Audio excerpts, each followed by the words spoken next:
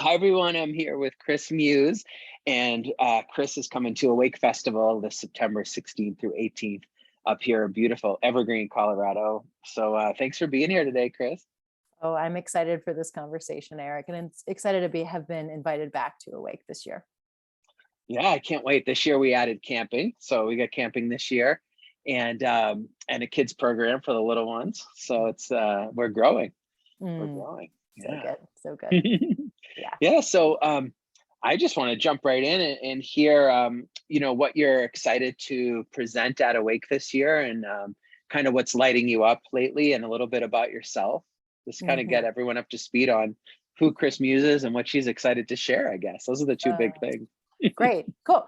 Well, Yeah. my name's Chris, and Okay. I'm a somatic sex educator. And really, what I aim to do is help people come home to their own essence, to their embodied presence, to their erotic essence. And when I say erotic, I mean so much more than sexual. I mean their creativity, generativity, and there's just such a real lack of education when it comes to embodied presence and erotic nature and sexuality. So that's a passion of mine, because I really feel like when we are living from our authentic desires and our boundaries and living from and through our body and not just our mind, then we can be in deeper relationships and we can serve the world in a much more fulfilling way and a much more create positive feedback loops in life. So that's what I'm passionate about.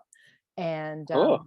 yeah, and so I decided this year for Awake to talk about desires and boundaries, and how is it that we can even begin to cultivate both of those things within ourselves, and how one of having our desires and having our boundaries, they go together, they go hand in hand, or else we wind up being overbounded in a flat life that's very safe but not thriving or erotic or creative, or we're all into our desire and we can get a little bit consumerist and a little bit like me, and not actually really know what the ecosystems that we're a part of. And then we can also get ourselves into trouble if we're not sure about our boundaries. We can then overstep them. So I decided to talk about that this year because I think it's really relevant for all of us. Very cool. Very cool. So far, I'm hearing a lot of my favorite words and that we love at Awake is definitely embodied. One other thing that you said that I love is, well, got it. I'm a therapist, so boundaries are huge. We talk there, yeah. We talk about boundaries all the time. More in our bodies and less in our minds. That's totally what Awake's all about. Mhm, Um, and thriving. So I love what you're talking about. mhm. Hmm. Where should we go from here? What's exciting about doing what you do, or what people could learn from you when they come to Awake Festival this September? Well, I think one of the biggest jobs, one of the biggest, I think, reasons for my job is to strip us of the conditioning, which comes from our mind, right? I mean, of course, I love my mind. We all have to, we love our minds. We live in and with our minds. However, our minds are also the places where good girls do this, this is a bad thing, this is what I've learned about right and wrong, or this is how arousal should look, or this is what my pleasure should sound like or feel like. And our mental constructs is really the place where we kind of lose our way with Mm. our embodiment and with our presence and with our actual desires. And really all of that stuff lives in the terrain of our bodies. So this is why I think my offering and Awake fit so well together, because like you said, Awake is about building our connection with our own bodies. And when we build our connection with our own bodies, then we can use that to create the information, get realistic around what is it right now for me, and how can I communicate that. So it's not only knowing what it is that we want, but also how to communicate it. And that's another place where we really get in the weeds, because we don't want to lose love. We don't want to sometimes create rifts, or we avoid conflict. And if I'm bringing myself forward and what I want is actually different from what you want, Eric, then oh shit, how do we navigate that, or how do we resolve that? And there's so many ways we can resolve that. And because generally, even though we have different things that we want or different things that we desire, there's generally, if we're in some kind of relationship, overlap. So how do we find those overlaps? How do we feed what's nourishing, what's already here, what's already well and alive. So I'm going to Okay. pause there because I think I could go on to a spiral and get really off track if I don't reel myself. Well, I wonder, so that's a common thing in our culture, and sexually, I imagine, but also in just everyday life, is we get caught in our minds. Mhm. And then there's like this disconnect. I wonder, and how do you title yourself? It's not sex therapist, it's sex educator. Educator. Hmm. Okay, how do Yeah. you educate people to get out of their monkey minds and all their beliefs about sexuality and sensuality, and get them more embodied and more connected? Like, how do you do that? Well, it's definitely multi-layered, because I think we Okay. actually have to understand where it is that those ideas even came from in the first place, so that we can go, okay, not mine, not mine. Oh, that's one I'd prefer to keep and believe. So sometimes it does live up in the mental state, so we can actually start to understand that all that we're coming with isn't actually from us and from our truest selves and our truest moment. And then what I would say is also slowing way down. And so, so many of us were tuned, and if we know anything about our brains and the development, our nervous system development, we know that we are wired 10 to 1 to scan for danger versus scan for pleasure. And that Mm, number might be a little bit off, but we're way more wired to scan for danger. And so here it's like, what can I notice that's actually working? And it could just be simply the wellness of our breath. If we're breathing, we're alive, and there's wellness right there. Or it can be a way that if I really pay attention, I can actually feel how my hair is resting on my shoulder, and I might even be able to find some relief in that. So finding simple, they're not always easy because we're so tuned to be in our minds, but simple ways to come back into our bodies so that we can start to listen, because it's a quieter voice. And okay. then once we find those cues, then it's getting to know them, building a relationship, so that then we can share that with our people, or that we can be our own lovers to our own selves in ways that a lot of times we're not. Okay. Okay. So if couples that are listening are people, well, they don't have to be in relationship, I'm hearing too. It could be a relationship with yourself as well. Hmm. So slowing down is a huge tip I'm hearing. Our culture goes really fast. Just helping, the advice sounds like, helping people to really slow down is one of Mhm. the parts. I heard some mindfulness in there, maybe like sometimes we're not even aware of like that my clothing feels right now or my hair feels on my head. Just getting embodied in a very basic level, I heard. And I think you're talking about that tendency that animals will notice a threat all the time, or they notice what's wrong in their relationship. And you're saying, it actually, what I know too, it really takes effort to train your mind to notice like what is working in your relationship or what is going well. Mhm. um Mhm. yeah, did I get a lot of that right, or Yeah, absolutely. Absolutely. Yeah. And one of the things that I didn't say that I would also add in is around language. When I say, Eric, I want romance, you're going to take that and run with it. What's romance to you? Unless you actually check that out with me. Oh, romance. Yeah, I want to meet you there. What's romantic to you? So that we're actually getting common language. If we speak whatever language we speak, here we're speaking English, then you might think that we each have a running dictionary in our minds, that we're using the same word to mean the same thing, but we really so often are not using the same word to define the same thing. So coming back into curiosity around, what do you mean when you say that? What do I mean when I say that? When I say, oh, I want romance, I might be actually going way, way back in time to like when I watched The Little Mermaid and whatever happened in that romance there, right? rather than what would really have me feeling seen, which is kind of part of me, for if I was to define romance, for my own self, right? It's like knowing and being known, seeing and being seen, vulnerable. And that's just one of the things that is coming off the top of my head right now. I could say more if I had Okay. more time, but yeah. So So I'm hearing, maybe, some other wisdom for couples is maybe to get specific with their language about what they want. mhm. Is that, yeah? Because What they yeah, want or what they mean. Uh-huh. everyone grows up differently and has, totally different upbringings, different parents, different cultures they grew up in, and then you put those two people together, and there's no common language unless they really feel into what does this mean to you from your dynamic. Is Right. that, yeah. Totally. Yeah. And when then we wind up, a lot of times if we're not doing that, we wind up complaining.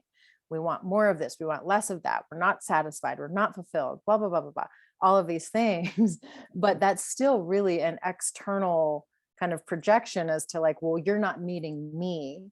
But if I've not told you how to meet me, because I actually don't even know myself, because if I really get down into my pattern conditioning, I learned that actually having desires is selfish. And so maybe I really shouldn't even have them. So I'll get what you're going to give me, but then I'm going to complain about it because it's not going to be quite right. so, so it's really to get that it's generous. It's so generous for us to really know ourselves enough and to trust that our knowing of ourselves and trust that that that we are lovable and that we can belong no matter what it is that we find about ourselves. Sharing it with somebody, it's very generous, it's not selfish. But people sometimes Mm, stop at the starting blocks with desire because that's a thing that happens whatever after the chores are done, after the kids are taken care of. It's not something that a good person even really has or wants, but except then we do and we complain about what we have, but we're not advocating for ourselves. okay. So I do a lot of couples work as a therapist, and I see them having a hard time. A lot of couples will complain about their partner or kind of notice what's not right about their partner, and kind of the running joke is if my partner would just change, then everything would be okay. But I think what I'm learning is taking like responsibility, getting to know yourself, and then articulating that to your partner. I think what I'm hearing is that can be perceived as kind of strange to ask specifically for what you want or to talk about who you are and what you want. But actually, it's generous, you're saying. It can be. I mean, of course, sure. If you're dealing with someone who's only really thinking about themselves, then of course it can be selfish. But no, it really is generous. And I think that it goes along with this question when talking about couples. I mean, you just mentioned couples. It's like, who do I want to be in relationship? I mean, that's another kind of desire. If we can boil desires, not down to like, okay, I desire for you to nibble on my ear exactly like this for 30 seconds and then come down my neck. And like, that's one way to think about it. But if we get more underneath or rooted, it's like, how do we really want to feel? How do we want to feel in whatever connection that we're having, whether it be with ourselves or with others? And then when we get into how we want to feel, that has so much to do with then, okay, well, then how am I going to show up so that I can create the environment for that thing to actually happen? So yeah, if we just made a list of desires, or if we're a single person, we're like, okay, I want a partner, and this is who they're going to be, and this is how they're going to act, and this is how they're going to look, and this is how much money they're going to have.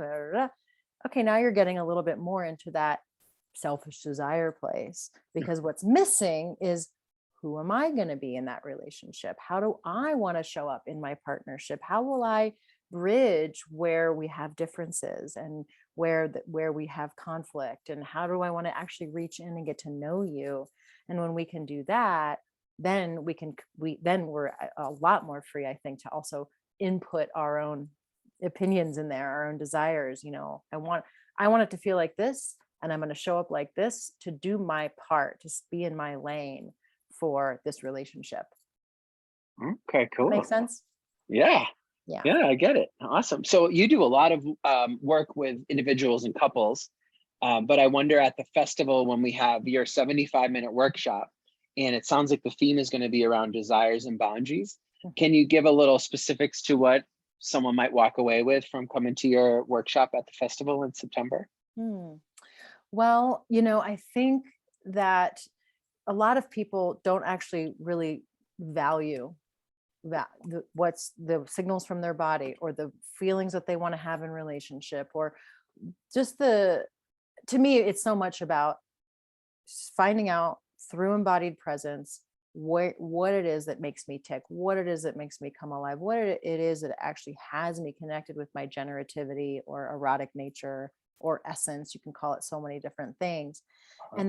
And then through that value it enough to really show the world. So what would they walk away with would hopefully be an understanding that the world really needs it.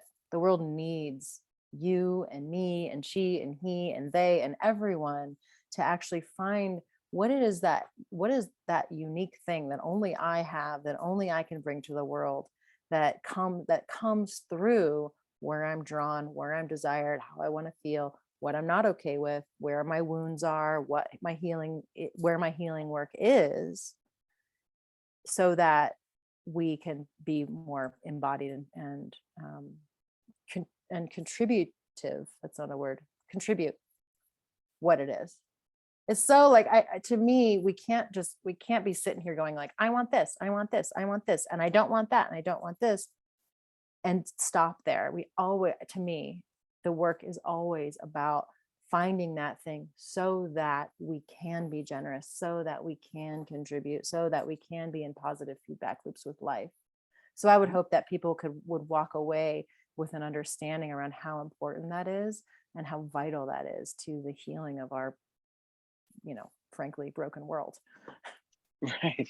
Well, now I'm getting it more. That really hit home. A lot of it's about getting embodied and understanding what lights us up and really feeling into our essence. And that is very generous as when it comes to sexuality or being a lover to someone you care about. But what I heard there too is the boundaries part I didn't even think about is if someone has any traumas or soft spots, that's why it's so important. Like we want to be generous and learn who we are and show up in an embodied way in our relationship, but also respecting and naming maybe our own boundaries and the other person's boundaries.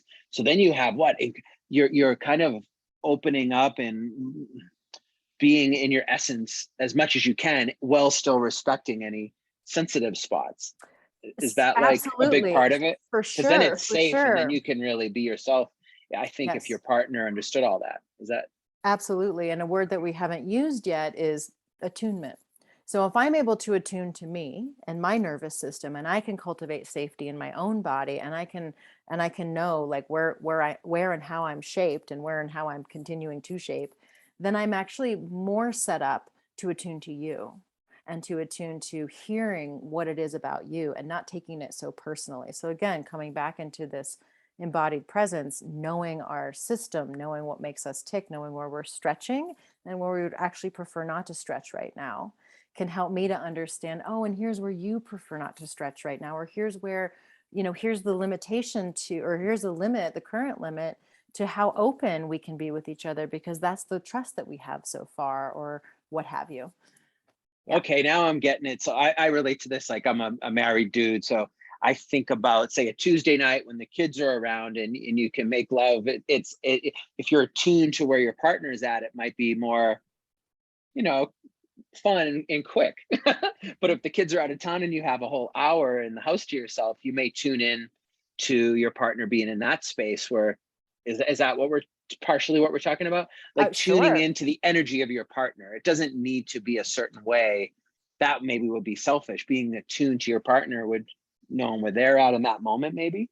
Sure. Yeah, that's Is definitely that part one of thing. it? So it's moment to moment attunement, but then it's also like knowing the overarching things, because we all have wounds and traumas and the ways that we have been shaped through, from our personal through the, communal, national, universal, human experience. And so it continuing to come back into curiosity about that, curiosity about the micro, the macro, the micro, the macro, and the moment. So yeah, and sometimes we do have that quicker sex, or whatever intimate moment. That's all the moment can have.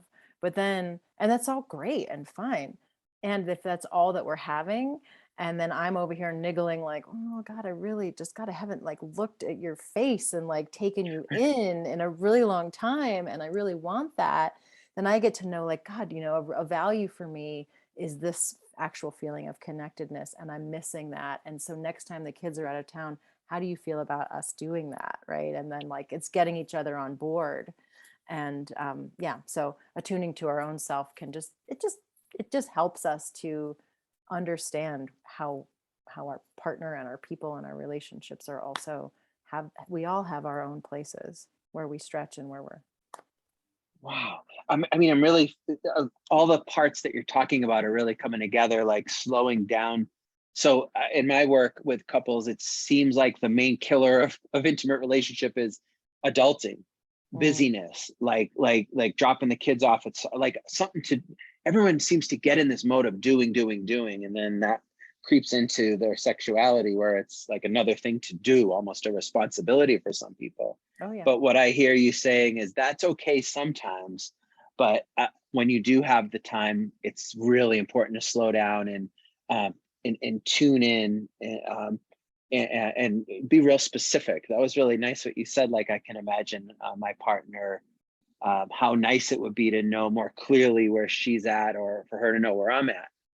Like Mhm. I haven't even looked at you and connected with you yet today. Like how beautiful, right? Like, Right, but when right. you're in the place of doing in our busy culture, like you forget sometimes. That's true. That's true. And I would say though, Wow. like maybe to me that because that's actually the way that I'm shaped, to me that would be easy for me to think that that's a universal thing that people want. But it's not actually.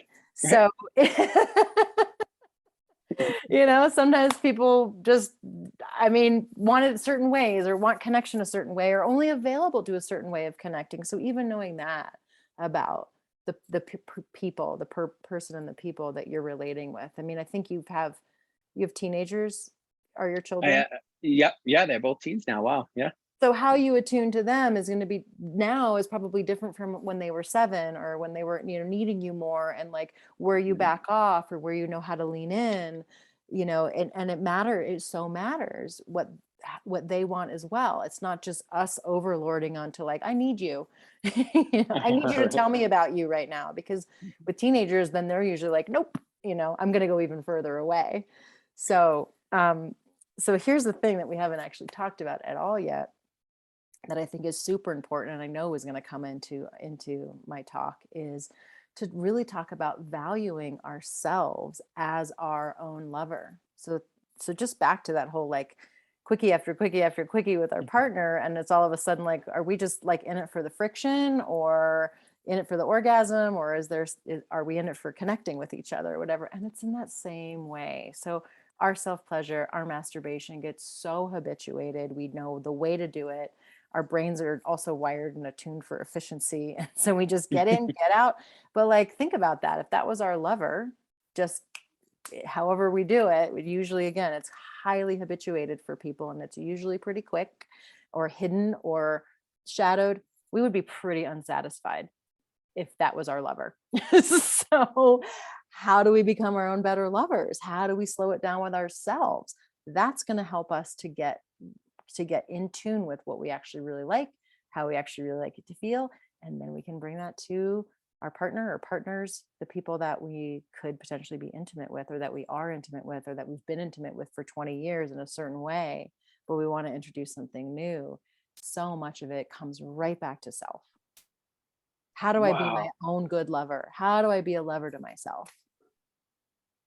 So it's right. So if you're on your own, maybe it's kind of like training and slowing down and feeling into what matters and not getting all habit based and habituated to a certain way. Mhm. And then when you're with your person, knowing that is important. Mhm. And I want to say that as a way to expand the map. It's not that kind of way, that habituated way, that quick and easy way isn't a great friggin' pathway. It's a great pathway. It's a good pathway. But when it Right. becomes the only pathway, when that's the only route that we take, our Mm. maps shrink and what our bodies are capable of even feeling shrink. Now, luckily, our pleasure is very neuroplastic. So just because we've done it one way does not mean we're stuck for that forever.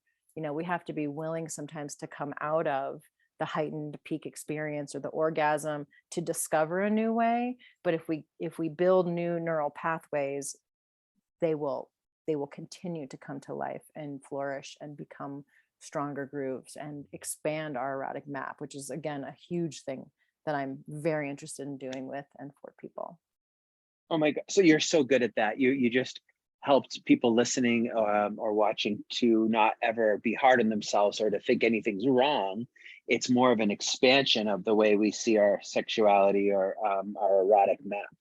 Yeah. So there's always room to grow. And how cool is that? That's what the whole awakened life is about, is spending the time and having the consciousness to become more full. And I love that. So it's nothing's bad within the way we're doing things. And there's so much more maybe. Exactly, exactly. And especially when we look at how did we learn about sex? How did we learn about relationships? Like, there's no school around it. You I know? think there should be, but And there was so much shame it's around it. Even you say the word masturbation, I feel like ashamed, because when I was a kid, that was so like shameful. So absolutely there's so many people that must have that imprint, I bet. so many, so many. So, So we got to wherever like you're change that at, map, change that beliefs, like get free of that maybe. yeah, exactly. And I think one big way to do is to talk about it, right? So, coming to the talk that I'm having, or exposing ourselves to conversations, or getting curious with our people about things that are generally considered taboo, or that are usually kept really private or in the shadows. That's where shame festers. It's non-aerated, like tin can, right? And as soon as we can poke holes in that and start talking about it, it's like, oh, you too, or oh god, I never thought about that, that sounds fun, I'm going to try that next time, or whatever. We can really start to quiet the voices of shame and start to get more curious and explore. And I just really think that we have been so stripped out, like strip mined.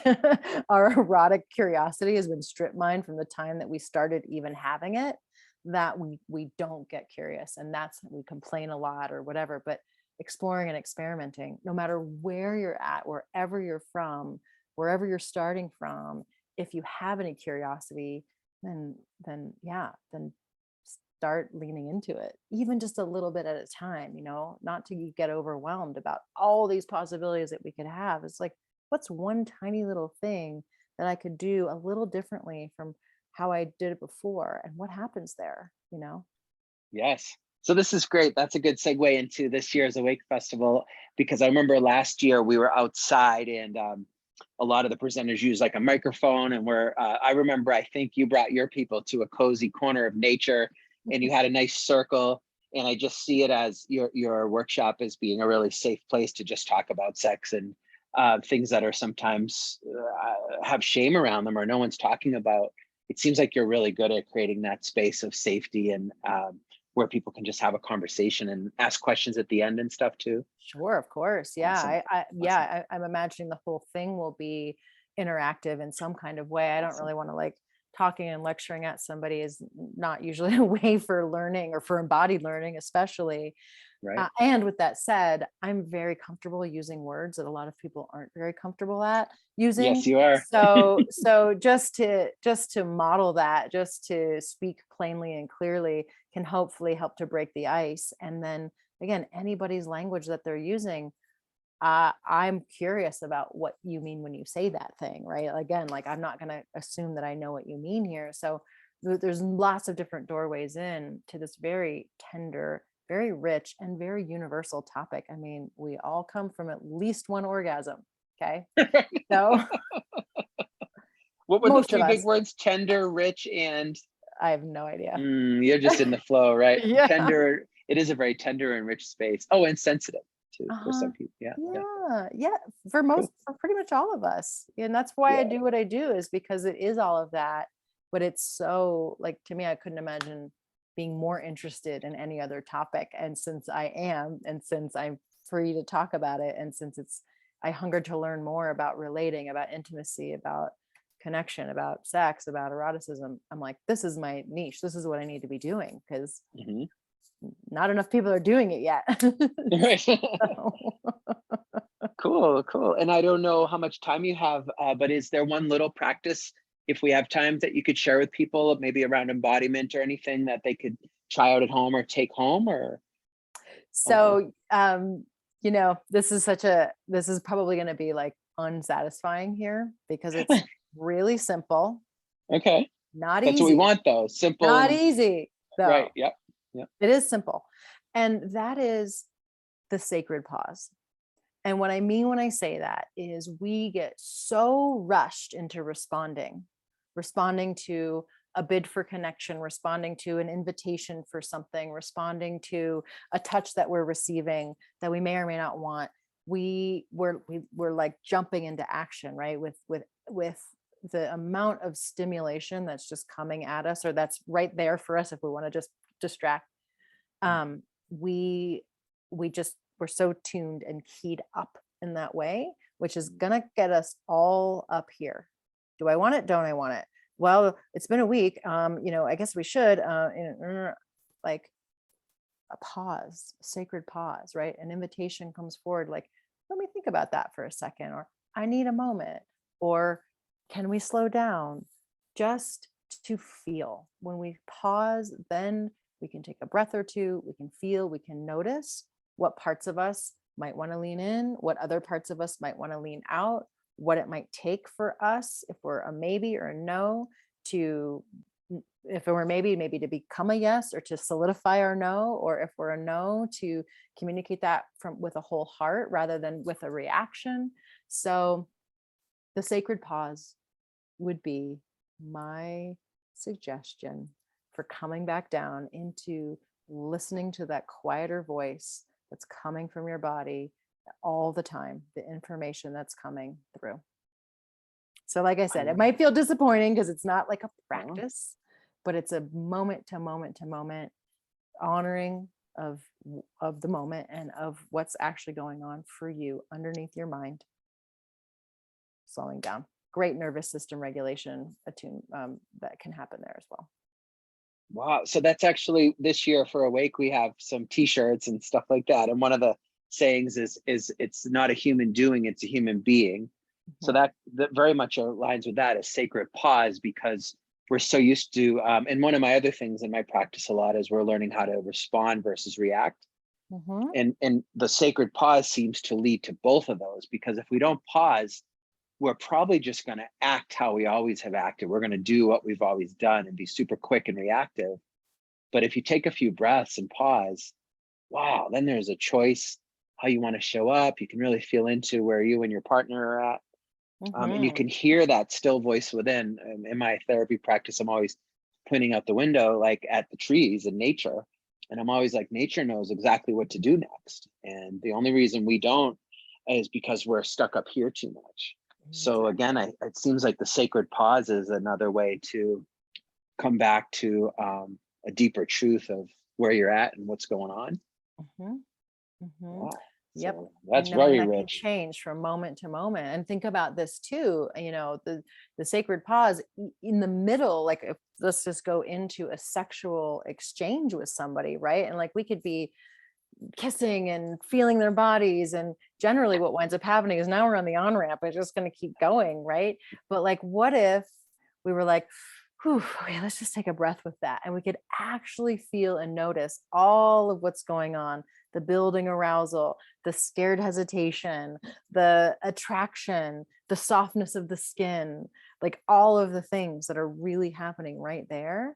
Like, take a breath and then come back in. Now we can really ride waves of connection and of arousal and continuing to meet ourselves without going into overriding what we really want or overwhelm the system, and just like we check out and dissociate when we're there, or we go into fantasy or something like that. So staying embodied and staying present can be such doing that slowing down and pausing even after like a really intense moment, really intense moment, but the sex isn't over yet, and we just woo, let's catch our breath here. Okay, it's applicable in everything. It's applicable when your kid is like tugging at your skirt, like trying to get your attention, and you just want to react, Right. all the way into what I just spoke to. Wow, this is amazing, because mindfulness sounds like mindfulness has a serious place in the bedroom. Yeah. To me, the way I'm tuned too, it's like mindfulness that's like sitting still meditation is not my kind of mindfulness. Embodied mindfulness, where there's actual like, tension and moving and having something to engage with, is my way. And every way is different. And of course, stillness and mindfulness can be really beneficial, but that's where I find I actually get lost. Well, that's what I hear. We call it a practice, our formal on the cushion if you have a meditation practice, but we're practicing for life. And this is one of the places we can bring that. Yep. So how wonderful. I have a feeling a lot of people are going to want to sign their partners up for this. That's the thing, right? Oh, they need that. They need that. They need it. Okay, no. Right. Let's go together. How do I want to show up for this party too? So yeah. Thanks. Good for you. Cool. Awesome. Well, this has been great. I really appreciate your time, Chris. You're so welcome. I could go on and on for a million years. This is my passion. So yeah. Well, actually, that's a good thing to mention. So you'll be at the festival the weekend of September 16th through 18th in Evergreen. People can go to awakeexperience.com and click on Awake Festival to sign up for the whole thing or just a day or whatever. And check out your workshop and all the other ones. We have so much coming this year. But then if they wanted to just get to know you better before the festival or after, where would they find you? Like, can they Google you or? Yeah, totally. Yep. You can, my website is chris-muse.com, CHRIS-MUSE.com. Okay. And that's probably the best way to find me.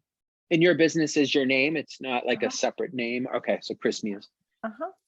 Awesome. That's how you Cool. find me. Well, awesome. Thank you, Chris. We'll see you in like a month and a half. All right. See you.